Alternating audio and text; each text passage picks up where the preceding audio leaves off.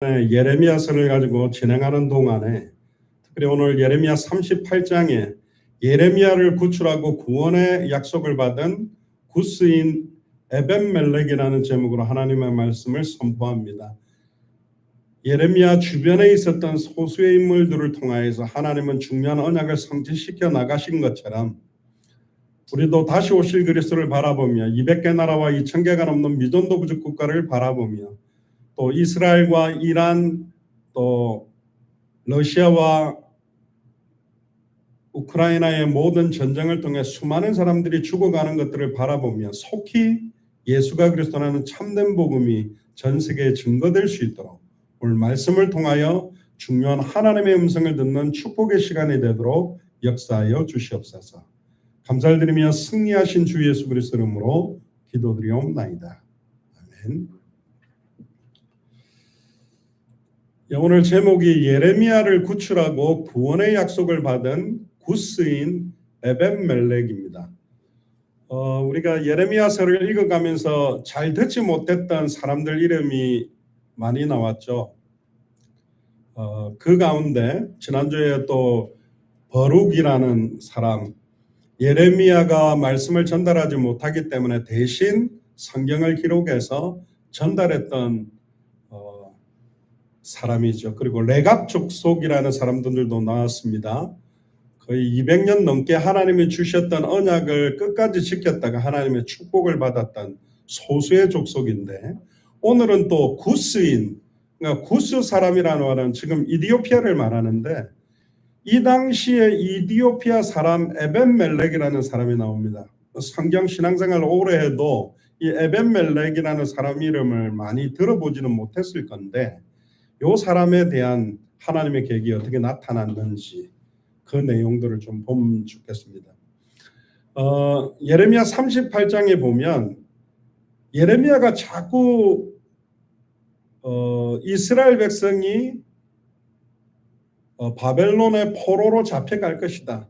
그래서 시드기야 왕은 빨리 항복을 선언하고 우리는 꼭 응답이 내가 좋은 것만 하나님의 응답이라고 착각하지만 내가 보기에 고통스럽고 망해야 되는 상황도 때때로는 하나님의 큰 응답이라는 것을 깨닫게 하기 위해서 계속 예언을 하니까 이 시드기야 주변에 있던 방백들이 저 자꾸 가다놔도 입을 열어서 계속 우리나라가 망한다고 예언하는 저 예레미야를 죽입시다. 막 이렇게 격동하는 겁니다. 그러니까 시드기야가 참다가 5절에 보면 시드기야 왕이 가로되 보라 그가 너희 손에 있느니라 왕은 조금도 너희를 거스릴 수 없느니라. 이 본문을 가만히 보면 누구와 딱 생각이 났냐면 바라바와 예수님을 두고 백성들이 막 경노를 해가지고 살인자 바라바를 풀어주고 예수를 십자가에 못 박아라 할 때 나는 아무 책임이 없다고 손을 털면서 백성들에게 모든 책임을 전가했던 본디오 빌라도하고 굉장히 비슷한 모습으로 나타난 사람이 시드기야 왕입니다.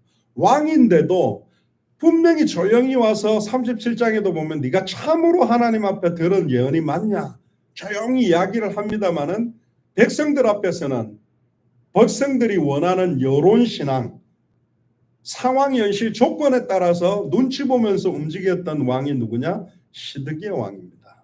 그래서 6절에 보면 그들이 예레미야를 취하여 슈이데 뜰에 있는 왕의 아들 말기야의 구덩이에 던져 넣을 때에 예레미야를 줄로 달아 내리웠는데 그 구덩이에는 물이 없고 진흙뿐이므로 예레미야가 진흙 중에 빠졌더라. 이 장면도 가만히 보면 누가 또 생각나냐면 요셉이 생각나요. 해와 달과 별들이 나에게 절을 하고 볕단들이 둘러서서 내게 절을 할 것이다. 하나님이 주셨던 언약을 자기는 그냥 전달했는데 형들이 과연 우리 아버지 어머니와 내가 네 종이 되겠냐? 왜 우리가 네한테 절을 하겠냐? 저걸 갖다 죽여버리자. 그러면서 구덩이에 던졌던 모습도 이 예레미야가 성경에 보면 일어나는 많은 사건들이 오버랩되면서 연결되면서 하나님이 복음을 선명하게 드러내요. 창세기 3장 15절에 여자의 후손이 뱀의 머리를 박살낼 것이다라는 그 언약이 창세기 출애굽기 레위기에 싹 진행되면서 사복음서로 가면서 이 복음이 점점 선명해지는 역할들을 볼 수 있거든요. 이 상황을 한번 보세요. 하나님의 선지자라고 하나님이 전해주신 메시지를 그대로 전달하면 백성들이 무릎 꿇고 회개하고 예레미야여 어떻게 하면 좋겠습니까? 시드기야 왕이 예레미야에게 어떻게 하면 좋겠습니까? 하고 하나님의 음성을 들으려고 한다면 예레미야가 얼마나 기분이 좋겠어요. 그런데 거꾸로요. 막 감옥에다가 쳐놓고 막 두들치 30장은 예레미야를 두들겨 패고 심지어 이제는 진흙이 범벅이 되어 있는 구덩이에다 처박아 버렸다니까. 그러면 어떤 마음이었겠습니까? 예레미야가. 아이고 감사합니다. 그랬겠습니까? 저는 아니라고 봐요. 너무 황당했을 것 같아요. 우리가 매주 토요일 저녁 밤 9시에 한국의 부산 그리스도 제자교회 분들하고 메시지를 하는데 그때 주셨던 메시지가 빌립보서 1장 12절에 나의 당한 일이 오히려 복음의 진보가 되었다. 그런 이야기를 했거든요. 사도 바울이 복음을 전할 때 많은 사람들이 믿고 돌아온 역사도 있었지만 의외로 사도 바울은 역사보다도 핍박 시험 환난을 받았어요. 사도 바울 저거 죽일 거라고 결사들을 모집해서 밥도 안 먹고 사도 바울을 죽이려 다니는 사람 때문에 메시지 빨리 전하고 그 바구니를 타고 성 밖으로 도망가기도 하고 베드로와 바울을 비교해 보면요 차이가 많이 났어요. 베드로는 초대교회 예루살렘 중심으로 3,000제다 남자만 5,000 허단 제사장의 무리가 돌아와서 우리로 따져도 약 10,000명 교회에 거의 담임 목사단 말이에요. 그러니까 자기 아내하고 다 같이 순회를 하면서도 경제적인 어려움을 별로 받지도 않았고 예수님의 수제자라는 명칭 아래에서 뭔가 좀 지금으로 말하면 빌딩도 있고 성도도 많고 뭔가 약간 대형교회 목회자의 포지션이었어요. 그런데 바울은 거꾸로요. 12사도로부터 사도로 인정도 안 받아. 네가 뭐 예수님 공생애 3년 6개월 할 때 뭘 따다다녔어. 나는 다메섹에서 부활하신 주님 바로 만났고 이방인을 위한 택한 그릇이라는 언약을 받았어. 아니야 너 사도 아니야. 계속 사도직에 대해서도 인정받지 못했고 사도 바울은 1차 전도 여행 바나바와 하고 난 다음부터 2차 전도 여행은 바울, 실라, 의사, 누가, 디모데와 돌다가 빌립보의 루디아, 데살로니가 야손, 고린도의 브리스길라, 아굴라 큰 교회를 세운 것도 아니에요. 그냥 여자 집사님 집에 있는 가족들하고 간수장하고 몇 명 모여가지고 예배드리고 계속 순회하고 도망만 다닌 거예요. 그러면 사도 바울이 인생 말년에는 대형교회를 남겼냐? 아닙니다. 자지 못하고 입지 못하고 먹지도 못하고 폐장으로 맞고 40에 하나 감한매를 맞고 너무너무 고통스러웠어요. 여러분들이 이렇게 착각합니다. 내가 진짜 예수가 그래서는 성경의 복음을 확실하게 붙들고 성경대로 전도하고 성경의 끝을 바라보면서 요즘은 저희들이 이 세 가지를 묶는 게 성경의 사랑으로 묶어야 된다. 요즘 그렇게 하고 있습니다만은 그러면 하나님이 막 경제 축복 오고 막 굉장히 풍성한 역사와 큰 응답이 올 거라고 생각하지만 그렇지 않은 경우도 있어요. 더 어려움 속으로. 그래서 사도 바울은 감옥에서 빌립보서를 보내면서 오히려 나의 당한 일이 복음의 진보가 될 줄로 믿는다. 이 성경 구절은 윤한철 장로님이 말기 사기라는 판정을 받고 나올 때 하나님 주신 성경 구절이라고 그러더라고요. 내가 말기 폐암 사기 판정을 받았지만 내가 당하는 이 일이 오히려 복음의 진보가 될 것이다. 복음의 확산이 될 것이다. 결국 사도 바울은 마지막 때에 보면 대부분의 제자들이 다 떠나갔고 홀로 남았고 소수의 제자만 곁을 지켰어요. 그럼 사도 바울이 복음을 잘 못 누렸기 때문에 인생 말로가 그러냐? 아니라니까. 복음을 더 원색적으로 누리고 인본주의 안 쓰고 주님의 인도를 더 받기 때문에 더 많은 마지막 때의 핍박 시험 환난 가운데 있는 사람도 있습니다. 그런데 그 핍박 시험 환난이 따라붙어서 오히려 영광의 면류관이다. 아멘입니까? 진짜 복음 때문에 몸부림치고 전도 때문에 몸부림치고 세계복음화 때문에 몸부림쳤는데 아직도 경제는 계속 어렵고 환경 조건들은 미래가 불투명해지고 없는 것 같습니까? 속지 마세요. 항상 기뻐하라. 내게 사는 이는 그리스도니 사도 바울은 내가 죽는 것도 유익하다. 나는 아무것도 없는 자 같으나 모든 걸 가진 자다. 현실은 아무것도 없어. 그러나 따라오세요. 나는 모든 것을 가진 자다. 그리스도가 모든 것이기 때문에, 그리스도 안에 하늘과 땅의 모든 게 통일되어 있기 때문에, 그리스도 한 분만으로 우리는 만족하기 때문에, 모든 것들이, 자식들이 떠나가고 남편과 아내가 떠나가고 모든 환경 조건이 예레미야처럼 구덩이에 처박히는 현실. 여러분, 그냥 구덩이에 떨어져도 얼마나 황당하겠습니까? 근데 진흙투성이에, 여러분, 온 얼굴과 몸에 그냥 진흙 범벅이 된 거예요. 얼마나 비참한 모습이에요. 근데 하나님 보시기에는 비참하지 않았다니까. 예수님이 채찍을 맞을 때 그가 잘못해서 채찍 맞는 줄 알고, 그가 찔림은 우리의 허물이 인하며 그가 상함은 우리의 죄악을 인함이라. 그가 징계를 받음으로 우리가 평화를 누리고 그가 채찍에 맞음으로 우리가 나음을 입었다. 2000년 전에 이미 나를 위해서 모든 수치와 능력을 다 담당하고, 머리끝부터 발끝까지 예레미야는 진흙투성이지만 예수님은 피투성이었다. 가시면류관으로 인해서 얼굴은 피범벅이 됐고, 아예 채찍 끝에다가 우리로 말하면 사기, 막 그런 날카로운 조각들, 쇠 조각들을 갖다가 막 본드 같은 걸로 붙여가 채찍을 한번 치면 그냥 줄이 생기는 게 아니라 살점이 그냥 확 하고 막 뜯어제껴지는, 살 가죽이 그냥 벗겨질 정도로 고통스러운 채찍을 대신 맞았거든. 예레미야를 통해서 예수 그리스도께서 우리를 위해 십자가 지고, 심지어 다른 거는 막 아프다 쳐요. 제가 절대로 못 참을 게 뭐냐, 심지어 예수님 얼굴에다 침을 뱉었다니까. 그건 모욕이거든. 여러분들 얼굴에다가 침 뱉음 당한 적이 있습니까? 얼마나 열받겠어요. 그것도 피조물들이. 예수님은 하나님의 아들이잖아. 자기 생명을 주러 왔는데 돌이 얼굴에다가 침을 뱉고, 심지어 십자가에 달렸는데 조롱까지 하는, 네가 유대인의 왕이잖아, 나올 수 있으면 내려와봐, 엘리 엘리 라마 사박다니. 그러니까 아이고 엘리야를 부르나, 막 에이고 하면서 막 조롱하는 거예요. 저 같으면 저네들, 저 성격 같으면 내려와 가지고 조롱하는 놈들 몇 대 두들겨 패고 조롱하지 마 하고 올라가, 주여 내 영혼을 받아서, 그래 갔을 것 같아요. 근데 예수님은 그 수치와 능력을 다 참아내셨어요. 왜? 따라하세요. 나를 살리기 위해, 우리를 살리기 위해서 다 참으셨다. 그러니까 예레미야도요, 너무 마음이 어떻겠어요. 하나님의 예언을 선포했는데 진흙 구덩이에 처박힌 거예요. 7절에 보시면, 예레미야 38장 7절에 보면, 근데 이때 한 명이 딱 나타나는 겁니다. 왕궁 환관 구스인.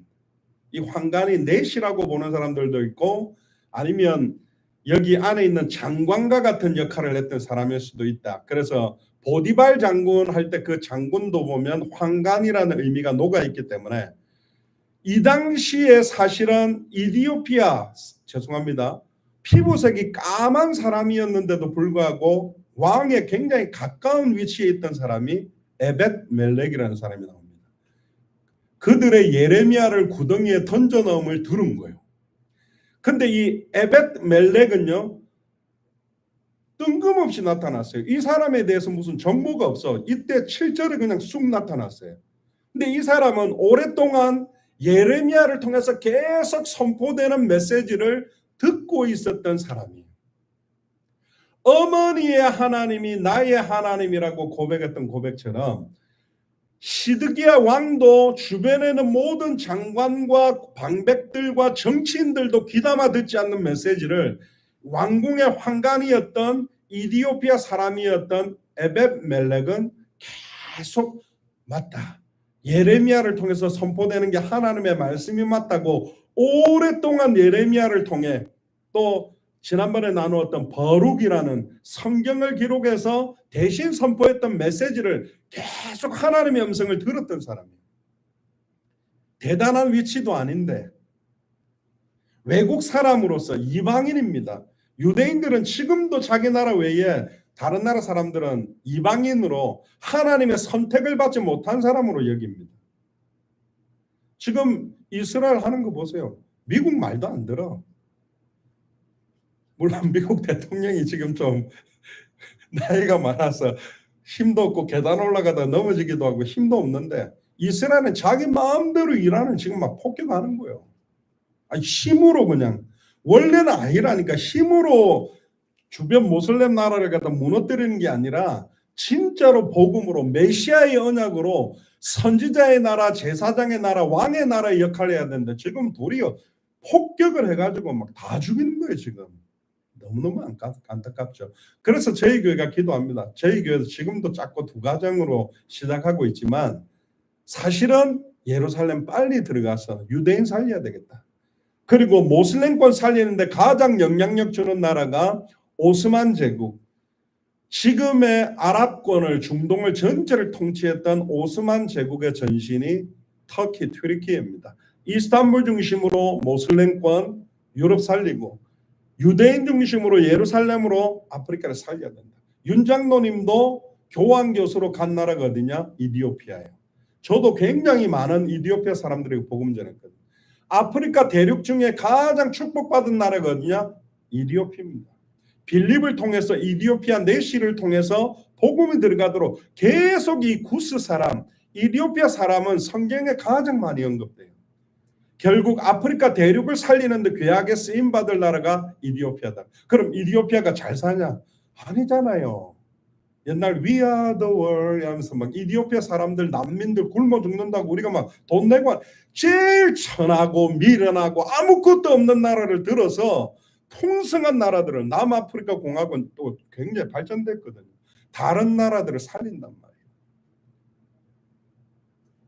연약하고 부족하고 아무것도 없어 보이는 우리를 통해 하나님은 진짜로 이 미주 지역 살리고 당대 세계의 언약을 이룰 줄 믿습니다. 근데 이 에벤멜렉이 어떻게 했냐? 왕이 베냐민 문에 앉아 있었는데 감히 8절에 보세요. 에벤멜렉이 왕궁에서 나와 왕한테 가갖고 아래요.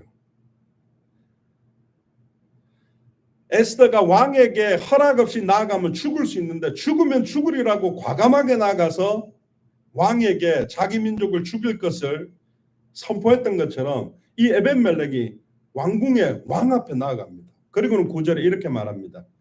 내 주 왕이여 저 사람들이 선지자 엘리야에게 행한 모든 일은 악하니이다. 구덩이에 처박은 것은 악하다. 근데 그 구덩이에 처박도록 허락한 사람이 누구예요? 방관한 사람이 누구예요? 시드기야 왕이거든. 그러니까 왕이 지금 이걸 방관함으로 하나님의 선지자가 진흙 속 구덩이에 처박히게 만든 건 악한 것이다. 죄입니다. 감히 왕한테 이렇게 그냥 딱 정확한 우리로 말하면 이빠른 말을 한 거예요. 이거는 자기 생명을 내놓고 왕에게 이야기를 한 거예요. 성중에 떡이 떨어졌거늘 그들이 그를 구덩이에 던져 넣었으니 그가 거기서 주려 죽으리이다. 왕이 구스인 에벤멜렉에 명하여 가로되 너는, 근데 감사한 건 뭐냐? 그래도 이 시드기야가 이 에벤멜렉의 말을 들어요. 그래서 10절에 에벤멜렉에 명하여 가로되 너는 여기 30명 데리고 가서 선지자 예레미야가 죽기 전에 구덩이에서 끌어내라. 그러니까 예레미야를 구원하는데 자기 생명을 걸고 왕에게 대언한 사람이 누구냐? 에벤멜렉입니다. 얼마나 멋있는 사람입니다.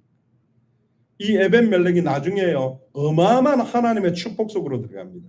11절에 보면 에벤멜렉이 사람들을 데리고 왕궁 곳간 및 방에 들어가서 거기서 헝겊과 낡은 옷을 취하고 그것을 구덩이에 있는 예레미야에게 줄로 내리웁니다. 우리로 말하면 그 영화 같은 데 보면 옷 같은 거를 막 연결해가 헝겊을 연결해가 커튼을 연결해가 막 그 줄을 만들어가 끌어올린 겁니다.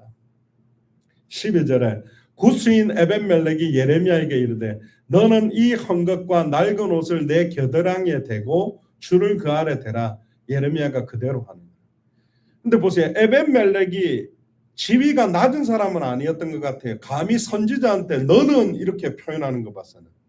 그러니까 되게 위치에 있잖아요. 지금 전 세계에 중요한 대통령이나 왕의 주변에 있는 사람들이 간신들이 너무 많아요.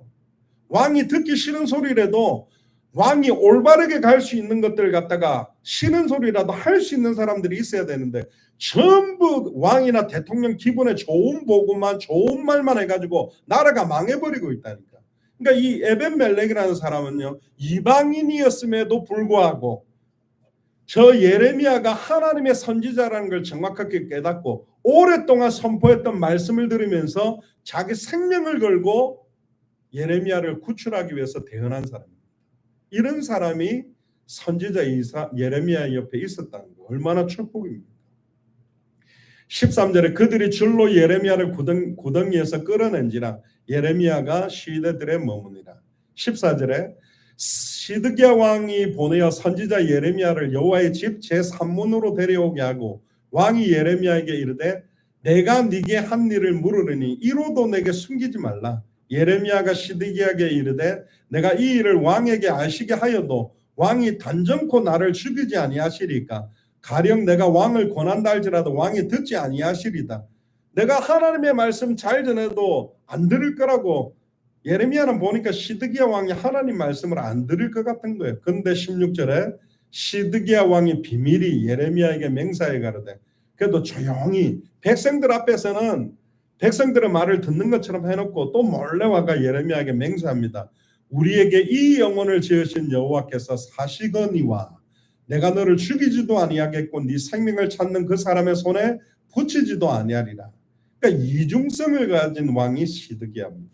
그리고 17절에 예레미야가 시드기야에게 이르되 만군의 하나님이신 이스라엘의 하나님 여호와께서 이같이 말씀하시되 네가 만일 바벨론 왕의 방백들에게 항복하면 네 생명이 살겠고 이 성을 불사름을 입지 아니하겠고 네와 너희 가족은 살려니와 네가 만일 바벨론 왕의 방백들에게 항복하지 아니하면 이 성이 갈대아인의 손에 붙이우리니 그들이 이 성을 불사를 것이며 너는 그들의 손을 벗어나지 못하리라. 그리고는 21절에 그러나 만일 항복하기를 거절하시면 여호와께서 내게 보이신 말씀대로 되리이다. 결론입니다. 결국 시드기야는 예레미야의 하나님의 음성을 듣지 않습니다. 그리고 애굽을 통해서 이집트를 통해서 바벨론을 막아보려고 하다가 결국은 바벨론에게 점령당해서 끌려가는데 어떻게 끌려갔냐? 두 눈이 뽑혀버렸어요. 자기가 보는 앞에서 자녀들이 죽었어요. 그렇게 망하는 거예요. 하나님의 음성을 듣고 하나님의 음성대로 순종하지 않는 자의 말로를 보여준 게 시드기야예요. 자기 생명을 걸어놓고 하나님의 선지자를 구출하기 위해서 왕에게 직언했던 에벤멜렉 같은 경우는 구원의 축복이 자기뿐만 아니라 자기 후손과 가문에 임하게 된 겁니다. 그래서 오늘 본문을 통해서 저와 여러분들이 결단해야 될 게 있어요. 그게 뭐냐? 진짜로 하나님의 말씀을 듣고 순종하는 일에는 내 생명을 걸어야 된다. 상황, 현실, 조건 따라 믿는 게 아닙니다. 조건이 되면 믿고 상황이 되면 말씀을 순종하는 게 아니라 어떤 상황, 현실, 조건 속에서도 내 생명을 걸어놓고 그래서 사도 바울이 말하는 로마서의 제자의 기준은 뭐냐? 우리 중에 아무도 자기를 위해 사는 자가 없고 자기를 위해 죽는 자가 없도다. 우리는 살아도 주를 위해 살고 죽어도 주를 위해 죽나니. 할렐루야. 그게 제자의 삶입니다. 어떤 선택에 있어서 왜 지금 저기 중동 지역이 모슬렘이 된 줄 압니까? 그전에는 전부 사실은 기독교 문화를 다 가지고 확산돼 있었던 비잔틴 문화 속에 있었던 나라들이에요. 딱 1000년 지나고 난 다음에 저기가 전부 모슬렘이 되어버렸거든요. 왜 그렇습니까? 모슬렘들이 점령하면서요. 모슬렘권들한테는 세금을 갖다가 면제해주고 기독교인한테는 약 1년에 한 석 달치를 갖다가 세금을 내게 했어요. 그 경제적인 이득을 받기 위해서 많은 크리스찬들이 모슬렘으로 개종하기 시작하고 심지어 모슬렘들은 여자들은 반드시 모슬렘 남자하고 결혼해야 되고 모슬렘 남자는 기독교인이나 유대교나 모슬렘이나 그렇게 결혼합니다.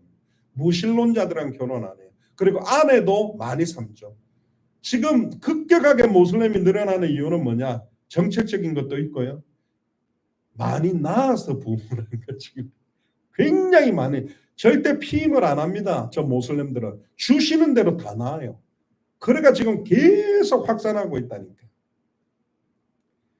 이제는 뭐 모슬렘권들도 하나님의 계획 속에 살려내고 있습니다.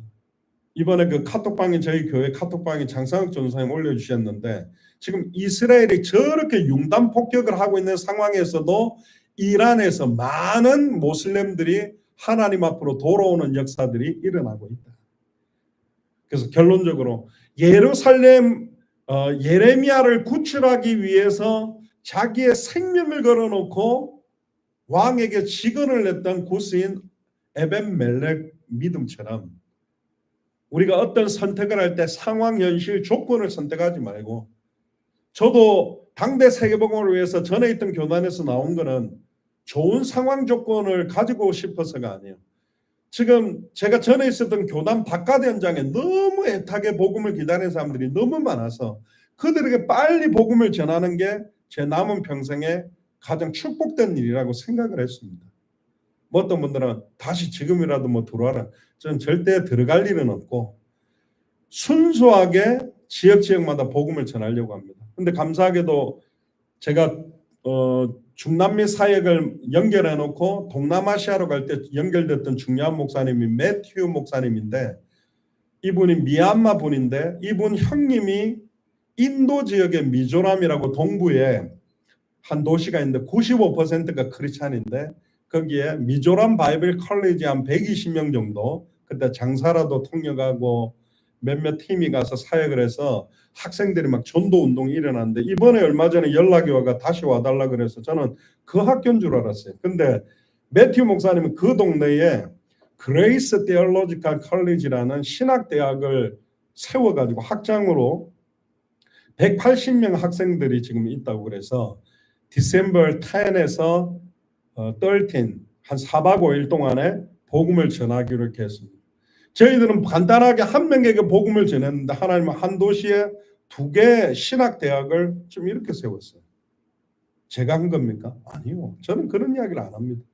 씨를 뿌리거나 물을 주는 자는 아무것도 아니라고 성경은 말합니다. 오직 자라게 나게 하시는 분은 여호와 하나님입니다. 하나님이 눈에 보이지 않게 우리가 씨를 뿌리고 왔지만 하나님은 역사하고 있다.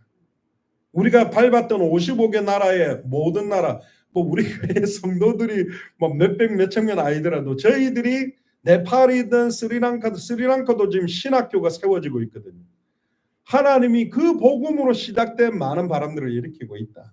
그래서 남은 평생 절대로 복음 진리와 맞지 않는 부분은 타협하지 말고 생명 걸고 하나님의 말씀에 순종하게 된다면 오히려 우리의 당한 일들이 복음의 진보가 되고 확산이 되게 될 줄로 믿습니다. 기도하겠습니다. 주는 그리스도시요 살아계신 하나님의 아들이시나이다. 하나님 감사합니다. 자기 생명을 걸고 선지자 예레미야를 구출하는데 모든 것들을 걸었던 귀중한 응답들을 받았던 구스인 에벤멜렉을 오늘 말씀을 통해서 보게 하시니 감사합니다.